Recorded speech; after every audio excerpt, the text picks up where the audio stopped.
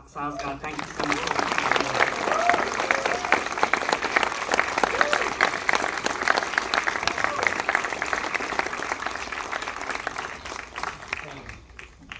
Thank you guys so much for being here. Thank you guys for all sticking around for the Q&A. It is bright. It is pretty bright. I'm going to take audience questions, but I'll start with a few of my own, but I'll try and see you guys out there, so be thinking of those. But I just want to congratulate you both again. I love this film. I may have shed a tear again at the end, just then, standing in the back. And I'm just so happy that you're here. Thank you. Thank you. We're, like we said before screening the film, we're very happy to be here, to be back at AFI, and so many friends among the audience, people who worked on the film. So thank you. And Peter, I just wanted to ask how you came to be involved with this project, and what was it about this character that made you want to tell the story? So Michel and I met right near Russ and Daughters Appetizers in New York City, if anybody knows where that is. That's right, and if you don't, find out.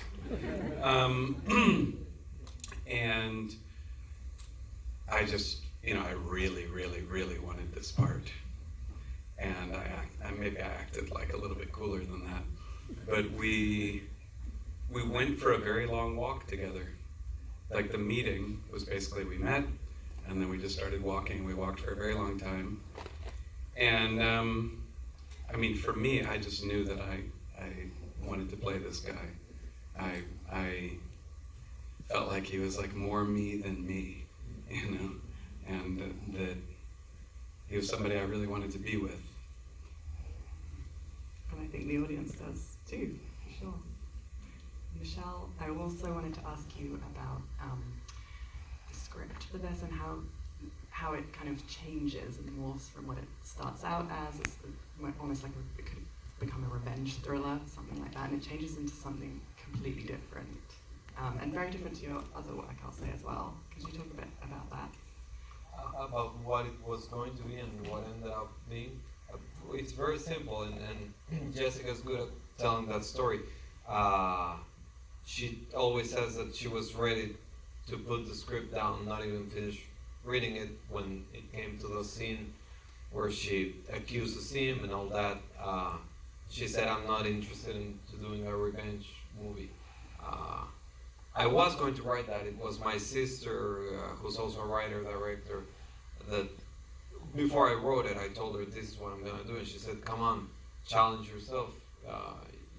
That's easy for you to do.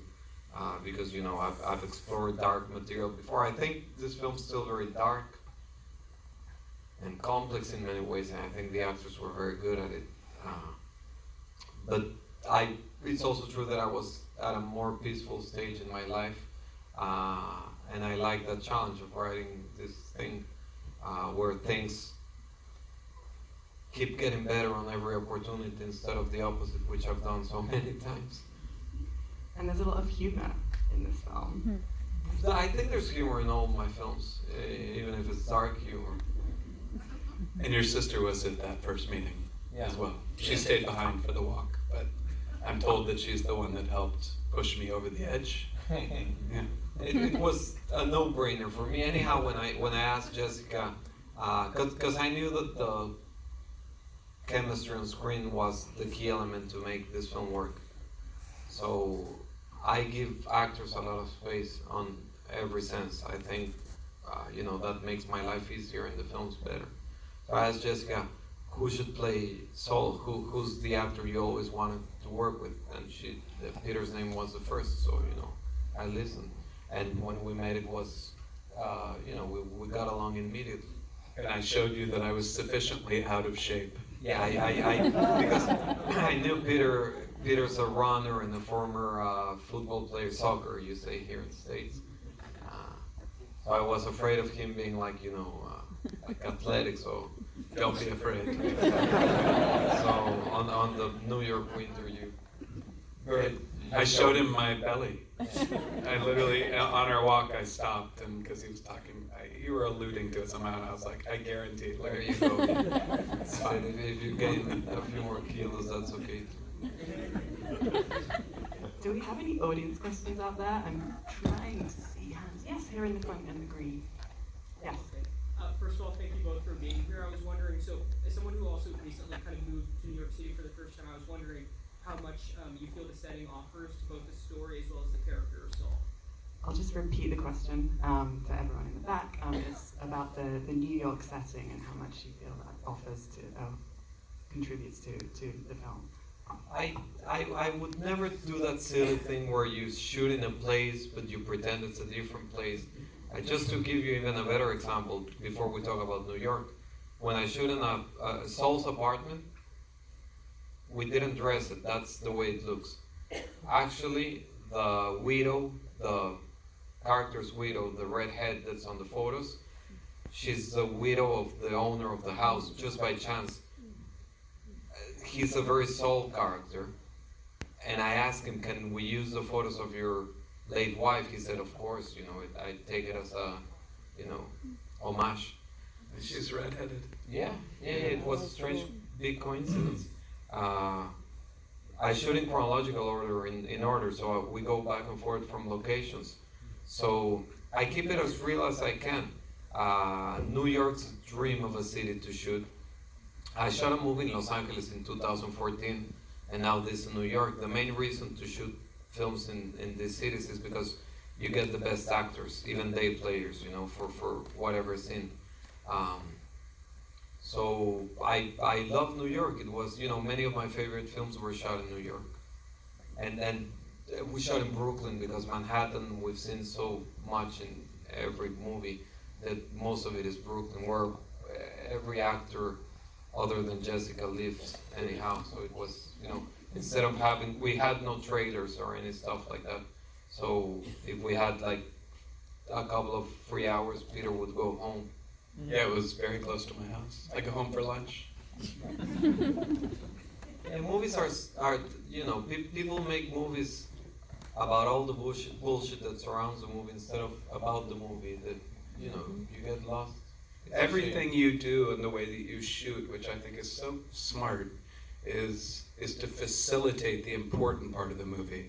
Like, we don't need to waste our time running from like a place that's here to a place that's 2 hours away and change locations in this dramatic way. Is like, how about the school is, well, that's a school. How about that place? And it's great because it really is. And you were really into getting into New York City, and you still are. Once you get to know a place, you get to know that how similar all of it is in a certain sense. It could be that school, it could be that school. It doesn't matter. Also because I grew up in Mexico City, New York's an okay place for me. It's not overwhelming or anything. As opposed to Los Angeles. I'll also save that for later. Is there a question here? In the hat, yeah. Hi, I was just curious, I feel like a central theme is like two broken characters kind of coming together, but I was curious why you chose themes of dementia, alcoholism, and rape. The question is about the themes of dementia, alcoholism, and rape, and why you chose to incorporate this. Well, you first said they're broken characters, and then there's all the subject matters. Well, I don't sit and think, what are the subject matters I'm about to explore? They just show up. All I knew when I started writing this film is that Jessica's character would go to a class reunion, and she would meet Peter's character. He would follow her home. I didn't know why. And he would stay out all night. That's how I started writing this film. I don't know why. And then I started to wonder, to get the answers of who they are and what's the backstory. And this is what happened. I didn't even know that the concept of memory was such like a round concept where he cannot remember who he is and she can forget. That I was surprised when I read the first draft. I was like, well, that's kind of clever, and it should be called memory. But I was surprised myself. Yes, here in the front.